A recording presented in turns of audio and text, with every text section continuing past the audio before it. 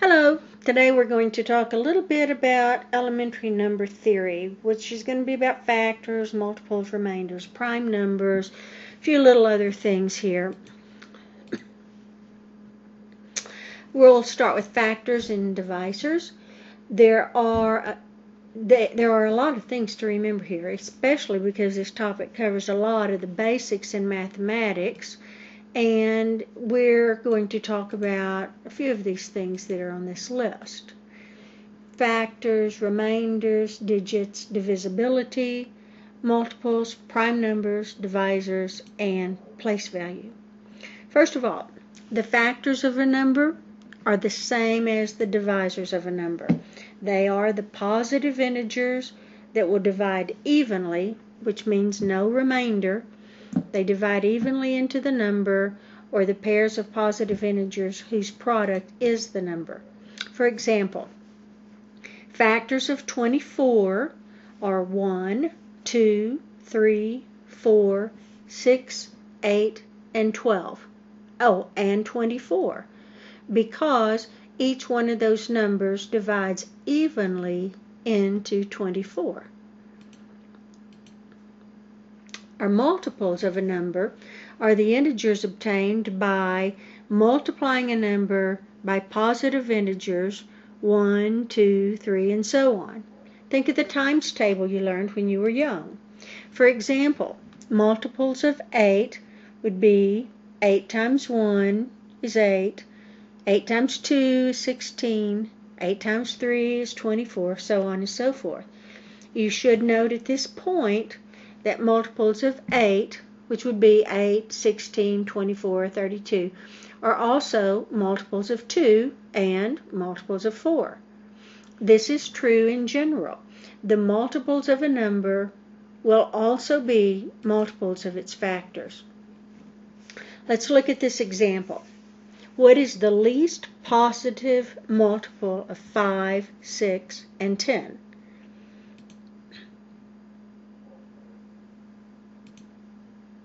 Well, one possible approach is to list the multiples of 5, 6, and 10 and look for a common multiple.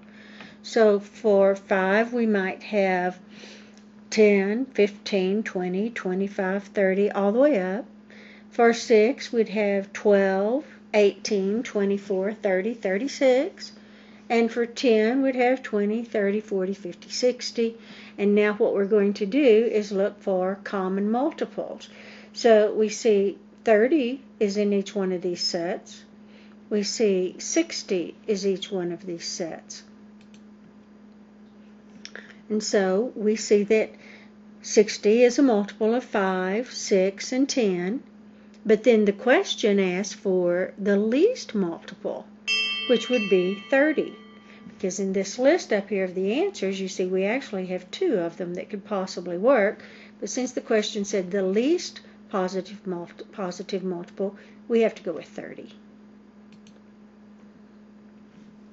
Another approach is to use the prime factors of each number. So 5 is equal to 5, 6 is equal to 2 times 3, 10 is equal to 2 times 5. Thus, the least common multiple will contain those factors 2 times 3 times 5, which is 30. Now let's talk about divisibility. The concept of divisibility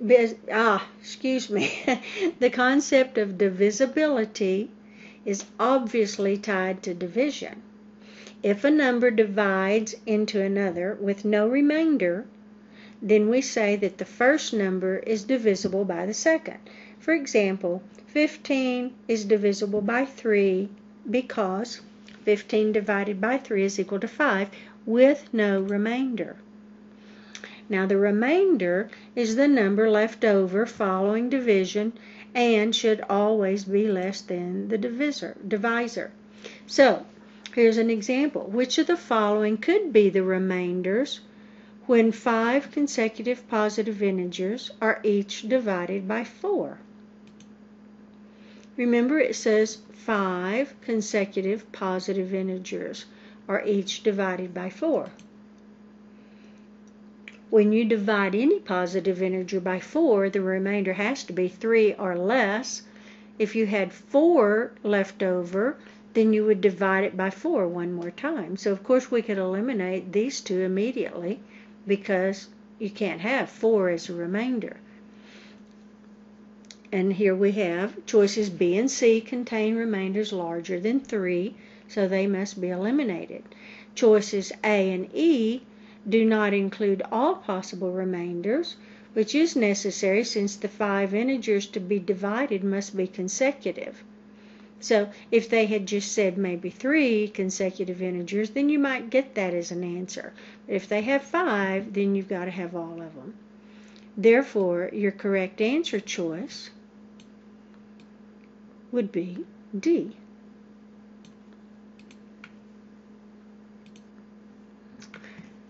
Another thing, the numbers are all composed of digits. Numbers from 0 to 9, which are the building blocks for all numbers. The position of each digit, also called place value, determines the resulting number. For example, 513 is not the same number as 135. Even though the digits are the same, the place value of each digit is different. Prime numbers are numbers with only 2 distinct whole number factors, 1 and the number itself. The smallest prime number is 2, but there are an infinite number of prime numbers, and you do need to know the first few: 2, 3, 5, 7, 11, 13, 17, 19, 23. Remember that prime numbers are numbers that nothing will divide into them except 1 and the number itself.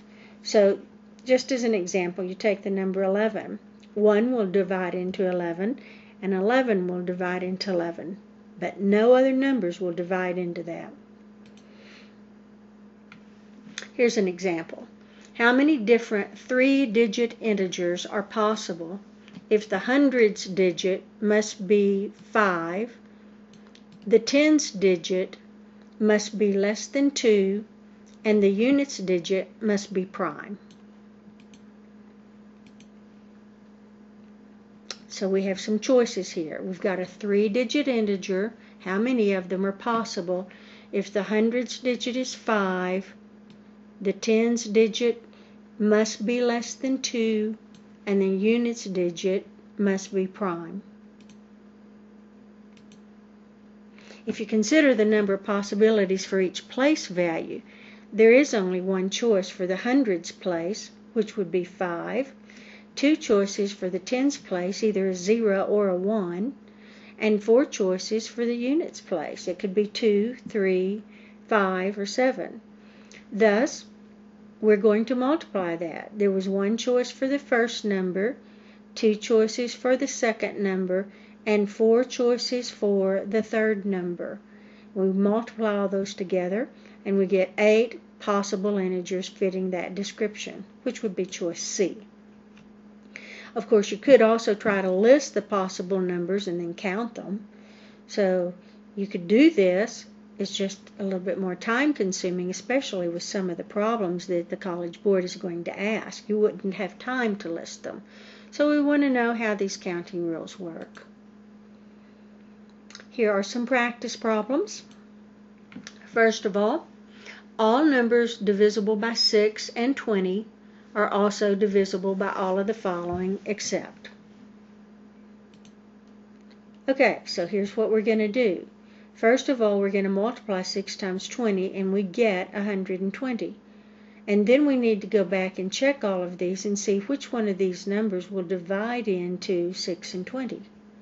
So we've got 120 divided by 10, of course, would work. 120 divided by 12, of course, would work. 120 divided by 15 is equal to 8. 120 divided by 30 over here, that goes 4 times. But then, if we try to divide 120 by 18, it will go 6 times, and then there's 6 left over. That's our remainder. And we want to know the ones divisible, and that means no remainders. So choice 18 would not work. Second example problem. let the symbol A and this sign, whatever that is, be defined as the number of positive integer factors of A. For example, 10 and this sign is equal to 4 because 10 has factors of 1, 2, 5, and 10. And since there are four factors, that's where we get this number. So we want to know what is 6 sign. Well, how many factors do we have in 6? And then it says minus 18 and this sign. So we have to figure out how many factors we have in 18. So let's look at the factors for 6 first. We have 4 of them. They could be 1, 2, 3, and 6. Numbers that will evenly go into this. And our definition was whatever this is, we'll count the factors, and that would be our number. So we've got 4 there.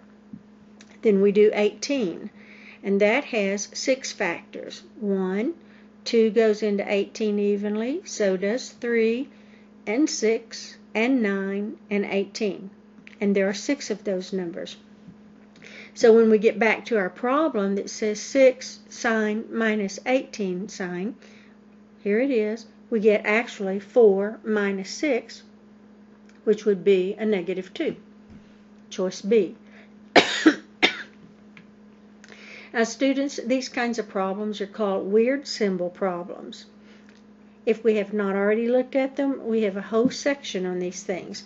Just understand that the College Board is going to give you strange looking things, and they will give you a definition for it, and then whatever they tell you, you have to punch those numbers into that definition and figure out your work.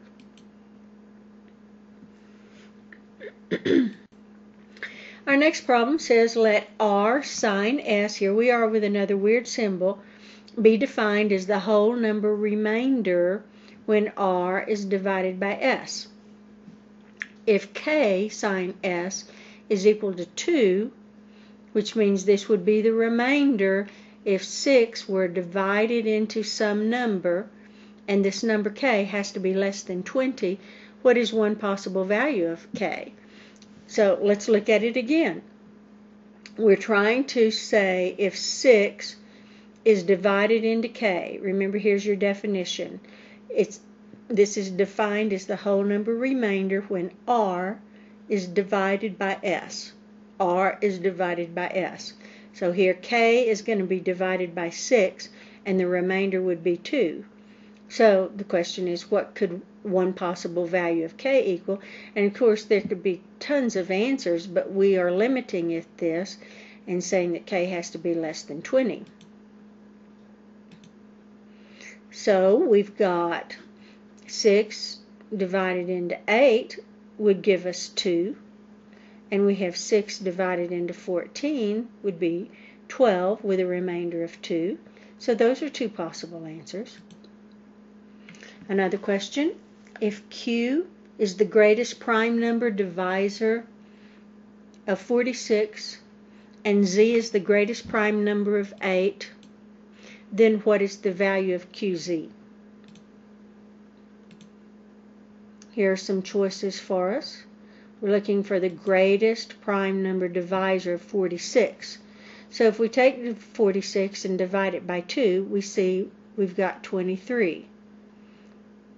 If we have 4 divided into 8, we've got 2. And so we're looking for the greatest prime number divisor of 46, which would be 2 to get 23, and the greatest prime factor of 8, which would be 4, giving us 2.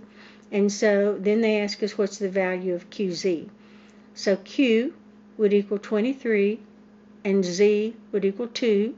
Multiply those together, and we get 46. Taylor was assigned a locker combination consisting of 3 one-digit numbers. He remembers that the first number is 5, but cannot remember the last 2 numbers. What is the maximum number of arrangements he would need to try in order to open the locker? That's a lot of numbers to try. Here's how we work this. First of all, put down your 3 blanks because we're looking for a 3-digit number. This first number is 5. We just make a note of that, but we're not going to do anything with it. It's already done. Then, how many possibilities could go here? Well, we could have 0, we could have 1, we could go all the way up to 9. So then there are 10 possibilities here. We'll write that down. How many possibilities here? Same thing, we could have 0 all the way up to 9, so there's 10 possibilities. Once you find out how many possibilities are in each of these spots, you multiply them, and that would be the possible numbers that you would have to try. These are your counting rules. Here's another one. If Taylor's combination above consists of 3 different one-digit numbers, with the first number still a 5, how many possibilities exist now? Still very large numbers. You don't have time to sit there and try to figure them out. The first answer is given to us. It's 5. We don't manipulate anything, but we just write that down so we know it's there. The second possible one, remember it says 3 different ones. Well, here are all my possible numbers, 1, 2, 3, 4, 5, 6, 7, 8, 9, 0, except that I have to know that we've already used number 5 right here. So how many are left? Not 10, it would be 9 right here. And then if we use 9, we scratch that one out, then how many would be left? It would be 8. And then 9 times 8, of course, would be 72. Mary made the statement, all numbers that are divisible by both 3 and 15 would also be divisible by 9. Which of the numbers below would disprove Mary's statement? And here are some numbers. So remember, we're looking for all numbers that are divisible by 3 and 15 would also be divisible by 9. So if we had 3 times 15, we'd have 45. And let's go through our answer choices. 3 divides into 45, 9 divides into 45, of course 45 divides into 45, 3 divides into 75, but 9 will not divide into 75. And it said that they have to be divisible both by 9. All right? And so 75 would be our answer. That one will not work. A set R consists of all whole number divisors of 300. And set S consists of all positive multiples of 15. If set T contains all numbers that are members of both set R and set S, how many numbers are in set T? So, first of all, we have to do set R. It consists of all whole number divisors of 300. So, we're just going to list them. It could be 1, 6. All of these numbers will go evenly into 300. Your task is don't forget any. And then it says set S consists of all multiples of 15. So we're going to write those down. We start with 15, 30, 45, 60, each just going up 15 at a time. And then they say how many numbers are in set T, and set T contains members of both set R and set T. So we're just going to look here and see, well, what are our commonalities, our common numbers? Well, 15 is in both sets, 30 is in both sets, 60 is in both sets, and we just go through there and we count these numbers that are in both sets. And we've got 1, 2, 3, 4, 5, 6. Choice B. Now, you're going to have, these are the answers for those, you're going to have several more problems in your written assignment. So I want you to do those. And again, the same as always, if you have trouble with one of them, mark it so that when we get together on our meeting, we can talk about it. I know that this recording was a little bit long, but I wanted to be sure that you understood how to do these things because they're going to come up over and over and over. So we'll talk at our next meeting.